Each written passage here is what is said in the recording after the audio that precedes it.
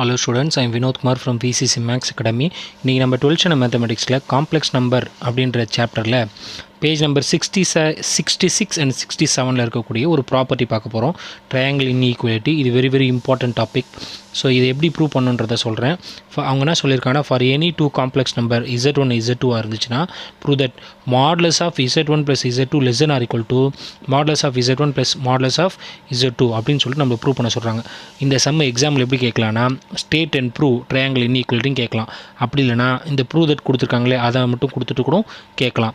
So ஸ்டேட்மெண்ட்டை கொடுத்துட்டு கூட கேட்கலாம். சில நேரத்தில் வந்து ஸ்டேட்மெண்ட்டை கொடுக்காம வெறும் ப்ரூவ் தட் ட்ரையாங்கிள் இன்இக்வாலிட்டியை ப்ரூவ் பண்ணுங்க அப்படின்னு கூட நம்மளுக்கு சொல்லலாம். ஸோ ஃபஸ்ட் நான் என்ன பண்ணுறேன்னு கேட்டிங்கன்னா, இதில் லெட் நான் என்ன பண்ணியிருக்கேன்னா, Z1 and Z2 be a two complex numbers. அது அங்கேயே சொல்லியிருந்தாங்க, அதே தான் நம்மளும் சொல்கிறோம், டூ காம்ப்ளெக்ஸ் நம்பர். இதில் நான் என்ன பண்ணுறேன்னு கேட்டிங்கன்னா, ஒரு புரியணுன்றதுக்காக நான் என்ன பண்ணுறேன்னா, வெறும் Z என்பதை Z1 + Z2ன்னு எடுத்துக்கிறேன். Z என்பது எதுன்னு கேட்டிங்கன்னா, Z1 Z2 ஆட் பண்ணால் தான் Z கிடைக்குன்ற மாதிரி எடுத்துக்கிறேன். ஏன்னு கேட்டால் ஒரு ஃபார்முலா இருக்குது. என்னென்னா, மாடுலஸ் ஆஃப் Z² = இது எப்படி எழுதலாம்னா Z × Z பார் அப்படின்னு எழுதலாம். ஏன் நான் இங்கே Z1 + Z2 எடுத்துகிறேன், லெஃப்ட் ஹேண்ட் சைடில் அதான் இருக்குது. ஸோ நம்ம இங்கே LHS RHSலாம் போட மாட்டோம், புக்லையும் போட்டிருக்க மாட்டாங்க. ஸோ அதை வச்சு நான் அப்படியே தான் போடுறேன். Z = Z1 + Z2 எடுத்துகிறேன். இந்த modulus of Z² = Z × Z bar தான் நம்ம இப்போ யூஸ் பண்ணி கண்டுபிடிக்க போகிறோம். அப்போ நான் இங்கே Z-க்கு பதிலாக எடுத்திருக்கேன் Z1 + Z2. ஸோ அதை அப்ளை பண்ணுங்கள். அப்போ Z1 + Z2 the whole square = இது எப்படி எல்லாம் Zனா நம்ம என்ன எடுத்திருக்கோம், Z1 + Z2. அடுத்தது Z பார்னு என்ன அர்த்தம், Z1 + Z2 the whole bar அப்படின்னு அர்த்தம். ஓகேங்களா? ஸோ மறுபடியும் சொல்கிறேன். ஸோ இந்த Z-க்கு பதிலாக Z1 + Z2 எடுத்திருக்கோம், அது அப்படியே போட்டாச்சு. Z-க்கு பதிலாக இந்த ஃபார்முலா யூஸ் பண்ணி தான், ஒரு ஃபார்முலா யூஸ் பண்ணுறதுனால தான் மேலே எழுதி பாக்ஸ் போட்டிருக்கேன். Z பார் போட்டாச்சு.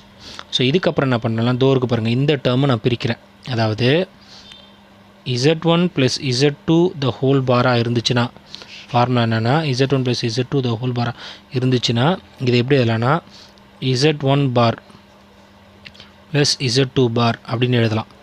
ஸோ அந்த மாதிரி இதை நம்ம எழுத போகிறோம். அப்போ modulus of Z1 + Z2 the whole square = இந்த Z1 + Z2 அப்படியே தான் இருக்குது. இதை தான் நம்ம தனியாக என்ன பண்ணுறோன்னா Z1 பார் + Z2 பார் அப்படின்னு எழுதியிருக்கோம். ஓகேங்களா? ஸோ அடுத்த ஸ்டெப்பில் நம்ம என்ன பண்ணலான்னு கேட்டிங்கன்னா, modulus of Z1 + Z2 the whole square = இந்த ஒரு ஓட்டமோட மல்டிப்ளை பண்ணுறேன்.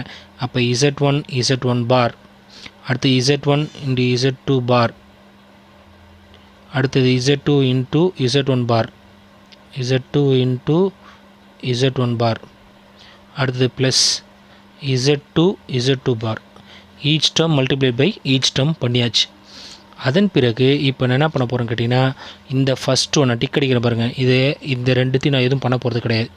அதே போல் இந்த மூணாவதாக இருக்கக்கூடியதையும் இந்த இடத்துல இருக்கக்கூடியது எதுவும் பண்ண போகிறது கிடையாது. ஸோ இந்த ஒர்க்கு பாருங்கள், இதை தான் மாற்ற போகிறேன். எப்படின்னா, அதுக்கு ஒரு ப்ராப்பர்ட்டி யூஸ் பண்ணுறேன். Z பார் the whole பார் மொத்தம் 2 டபுள் பாராக இருந்துச்சுன்னா அது எதுக்கு ஈக்குவல்னா Z-க்கு ஈக்குவல் அப்படின்ற மாதிரி எழுதிக்கிறேன். அப்போ இது எப்படி மாறும்னா, modulus of Z1 + Z2 the whole square. First one எந்த சேஞ்சஸும் கிடையாது, Z1 பார் எந்த சேஞ்சஸும் கிடையாது, நான் ஏற்கனவே சொல்லியிருந்தேன். அதே போல் இந்த செகண்ட் ஒன்றும் எந்த சேஞ்சஸும் கிடையாது, டிக்கடிக்கெல்லாம் சேஞ்சஸ் கிடையாது. சரி, Z1 Z2 பார். இந்த தேர்ட் ஒன்று தான் எப்படி எழுதுறேன்னா, plus Z1 bar the whole bar. இது ரெண்டுத்துக்கும் பார் கொடுத்தாலும் இதே தான் கிடைக்கும். ஓகேங்களா?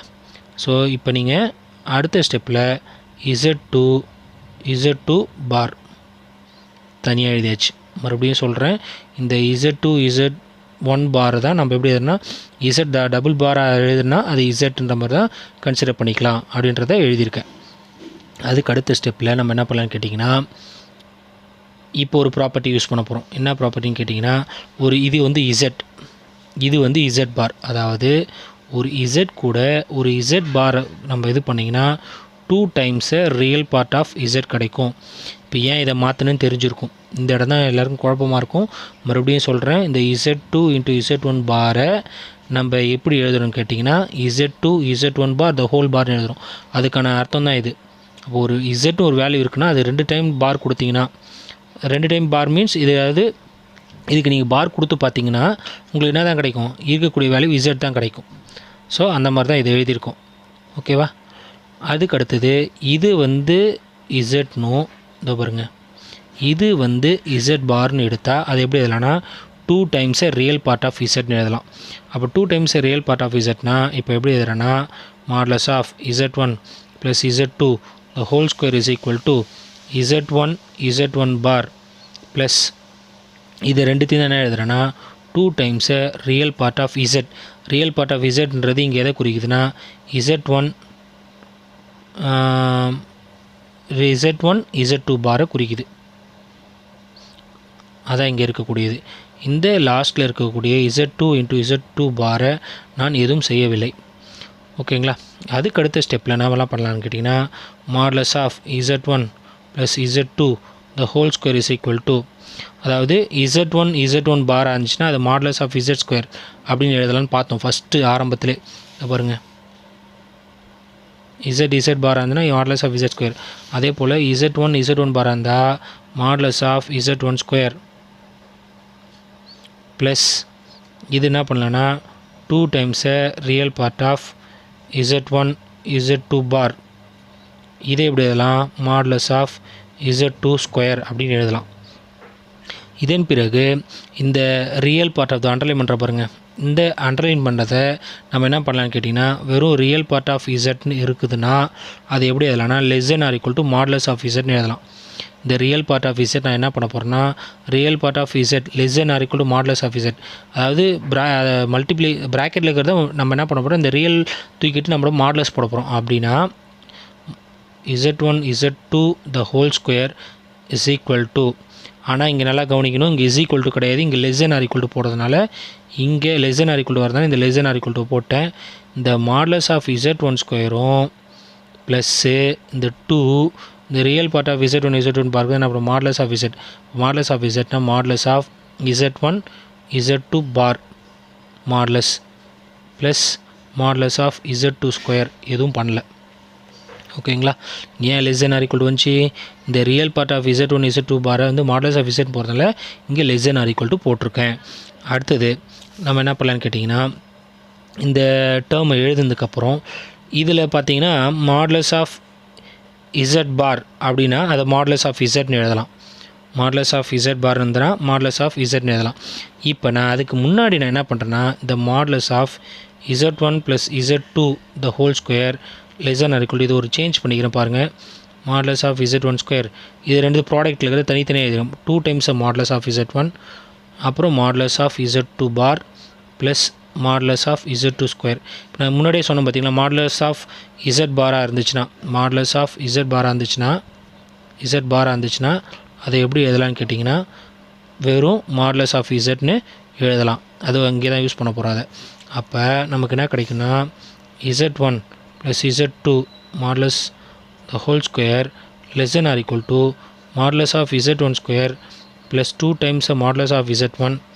இந்த மாடுலஸ் ஆஃப் z2 பாருக்கு பதிலாக மாடுலஸ் ஆஃப் zனா இங்கே z2 இருந்துச்சுன்னா z2 வரும். அதே போல் தான் இங்கே.